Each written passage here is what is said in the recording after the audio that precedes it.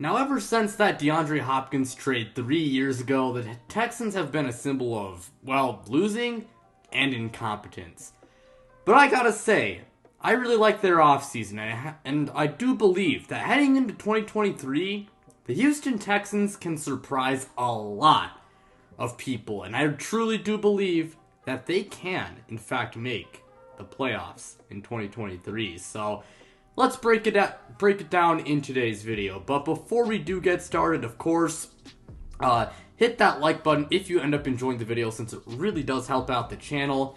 And of course, subscribe if you guys are new, so you don't miss out on any new content like this. But yeah, without further ado, let's just go ahead and get this video started. Now, to start things off, I do want to say I really did like the hiring of D'Amico Ryans. He was in fact a former player for the Texans, funny enough, and he was the DC for the 49ers for a couple of seasons there, and he did a great job with them, and there's a reason why he was in fact hired. Now, he is a new head coach, so we do need to be wary of the fact that, you know, he could, for all we know, you know, not be a very good head coach. But, you know, personally, I like the hire, and I do have faith that he will be the guy for the Texans. And, you know, something I like that him and Nick Caserio did is that they were aggressive, and they made some win now moves. And the reason why I like that is because it shows that they really do want to win as fast as possible. And the Texans have tanked for a few years, right? For a few years now, and you know, there's a big losing culture there. And while I do understand that you do need to tank a little bit if you are a rebuilding team, at the same time, you know, you gotta build a winning culture. Like, a losing culture is not one that you want to have, because when you create a winning culture, you create a sense of accountability, and it is a good culture to really have in that locker room. And when it is time to win, it's going to be much, you know, easier, because again, guys are held accountable for, and again, it's just a good culture, and that's needed when you want to become a good NFL team. So yeah, I really like that. And, you know, speaking of the moves that they made in the offseason, in free agency or like the trade market, they added Shaq Mason, and he's one of the better interior offensive linemen in the league. And you add him to an offensive line with Laramie Tunsil and Titus Howard. And Laramie Tunsil, he's one of the best tackles in the NFL. Like, I know his contract's big, and some people, you know, they think of like negative things when they think about him and the Houston Texans. But, you know, Laramie Tunsil, he is a damn good player. Plus, you got Titus Howard, as I said before. I think Titus Howard is a pretty solid player in his own right, and they drafted Juice Scruggs and Jarrett Patterson in the NFL draft, and I really like those guys coming out of Penn State and Notre Dame, respectfully. But yeah, this offensive line, it's really not that bad. And I mean, you need a good offensive line if you want your quarterback to develop well. I mean, Joe Burrow's kind of an exception to that rule, but, you know, in most cases, a good offensive line is, you know, needed for your quarterback to develop. So yeah, really what I gotta say for them, I know they did trade Brandon Cooks, but, you know, talking about that wide receiving core and their receiving weapons, I actually don't hate it all that much. They did sign Robert Woods, and while I do think he is on the decline, I don't think he's really an awful player, and I think he can be a good veteran leader while also providing them, again, with a, you know, pretty decent receiver play, I guess. They also got some nice young wide receivers. You got Tank Dell, who you drafted this year, and despite his nickname, he is quite the opposite of a tank. I mean, the dude's 5'8", 165 pounds, and, you know, for normal terms, I wouldn't say that's, you know, too bad, but for the NFL, that's very, very, very undersized. And, of course, size was his biggest issue coming out of Houston. And while he probably is going to be limited to being a slot receiver, in my opinion, because of his lack of size, you gotta love him outside of the fact that he's, you know, 5'8", 165. Because, I mean, he's a fantastic route runner, and I mean fantastic. He's quick, he has good hands, and I think he's fast. Like, his game speed, it's faster than his 40 time may suggest. And they got one of the biggest deals in the draft, in my opinion, when they drafted Xavier Hutchinson in, I believe, the 6th round.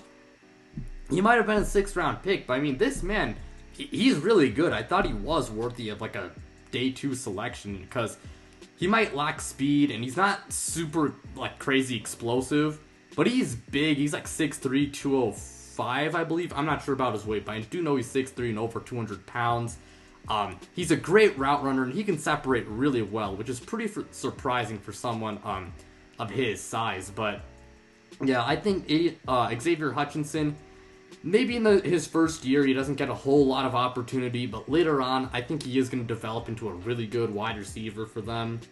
Along with that, you do have Nico Collins, who's a pretty good wide receiver, if you ask me. Not really a wide receiver 1, but definitely a good wide receiver 3, like deep threat type. And they drafted John Mechie in the 2022 NFL draft, I believe, and unfortunately, he didn't start a game for them last year. Didn't even play a single snap because he was diagnosed with leukemia.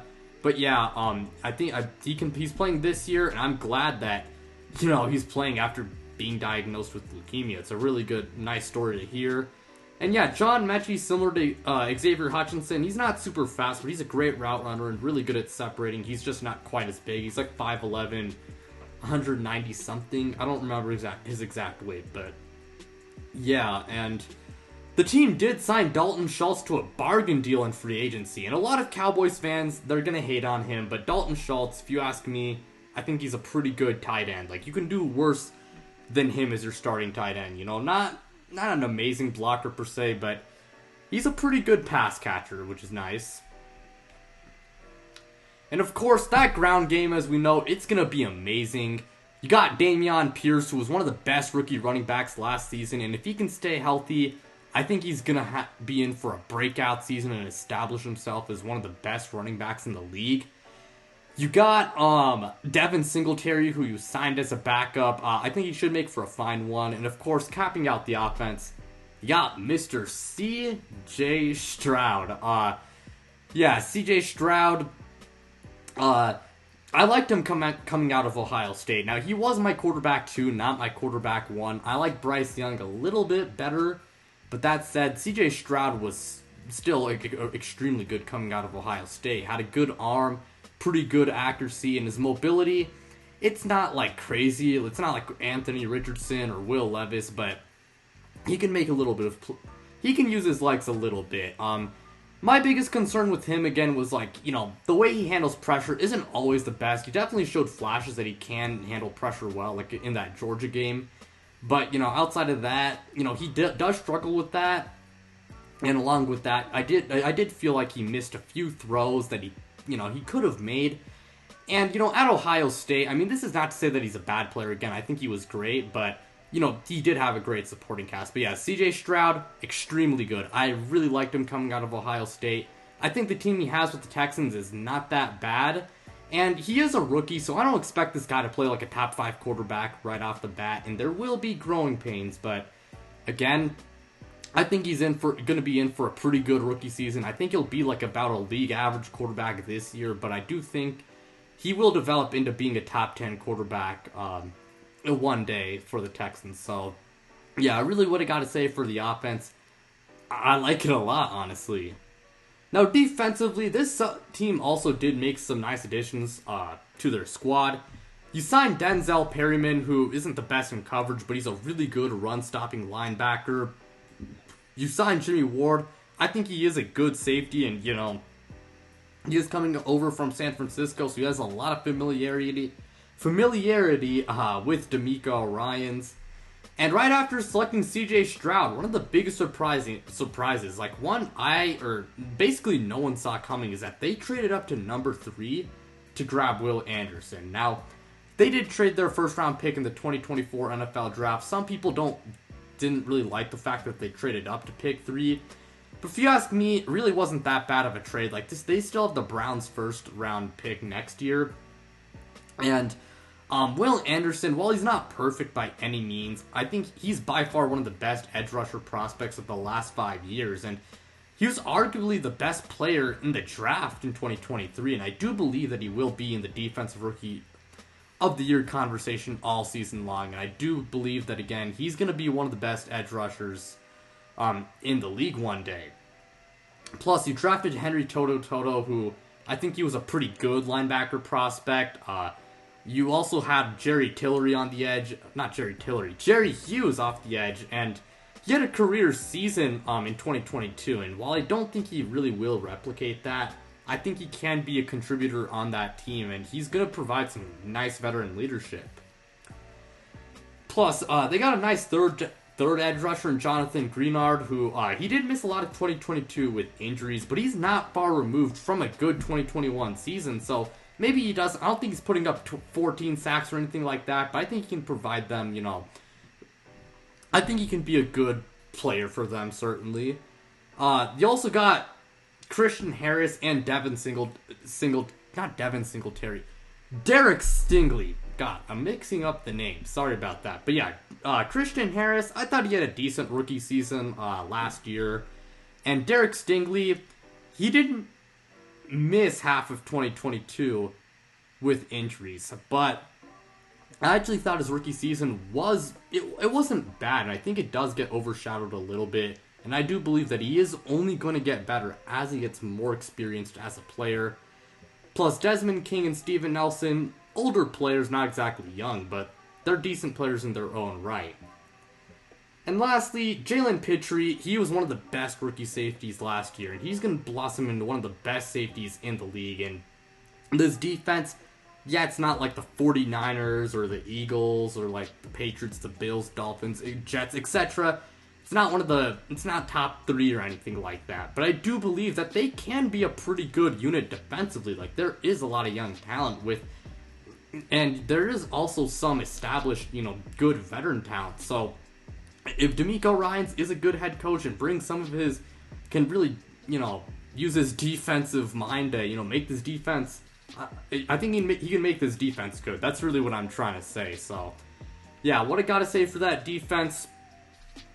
But yeah, when you look at the Texans, there is a lot of young talent everywhere. And I mean everywhere. I mean, that team has, again, they just got so much young talent. And not only do they have a lot of young talent, but they got a decent amount of proven talent as well on both sides of the ball. So as long as DeMeco Ryans and CJ Stroud both are good in their first seasons with Houston, I think this team has the real potential, to be very competitive and be much better than a lot of people are giving them credit for. Like, I see a lot of these power rankings where people are putting them still in the bottom 3, bottom 5. I mean, I think they honestly are a little bit.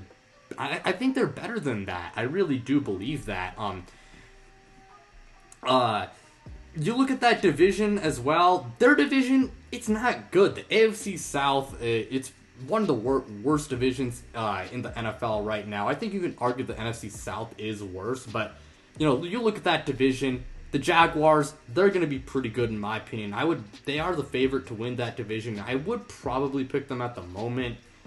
The Colts, they had a really good draft. I really like their draft, but I don't think they really are going to do anything crazy in 2023 because Anthony Richardson, lots and lots of upside, but I don't expect a great first year from him. Plus, he might not even play in his first year, and Gardner Minshew, not a terrible backup, but as a full-time starter, I don't know about that.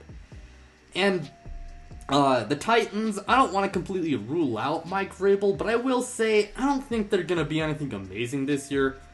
Probably won't be like a 3-win team, but I don't think this team is really going to win 12 games or anything like that. But yeah, AFC South, really not a great division when you look at it. Now, taking a look at their schedule in their own division, I think they could be as bad as, just 2-4 when it comes to their divisional games. But I also think they could be as good as like 4-2 in their division. For the AFC North, that's going to be a really tough division. So honestly, if the Texans reach their absolute floor, they could go winless there. But I do think it's possible that they also win 2 to 3 of those matchups. The NFC South, I mentioned them before. I think they're arguably the worst division in the league. So the Texans, they could actually go undefeated, with the worst case being that they only win 1 to 2 of those games. And as for the last 3 matches, playing the Cardinals, who are the consensus worst team in the league right now, I think they definitely can win that game. The Jets, That's probably going to be a tough one. I don't really expect them to win that. The Broncos, that could go either way. It really just comes down to how good the Broncos quarterback play and their offense really is. But yeah, my worst case for them is 4-13 if CJ Stroud has a bad rookie year, and if DeMeco Ryans is not great, and if the young talent, if the young players just don't really play well in 2023, then I think they could be as bad as 4 wins. But my best case for them, I think it's 9-8, and some people will say 9 wins is not good enough to make it to the playoffs in the AFC. And I understand that the AFC is a really good conference. I think it's way better than the NFC. But that said, I do think 9 wins is actually in the realm.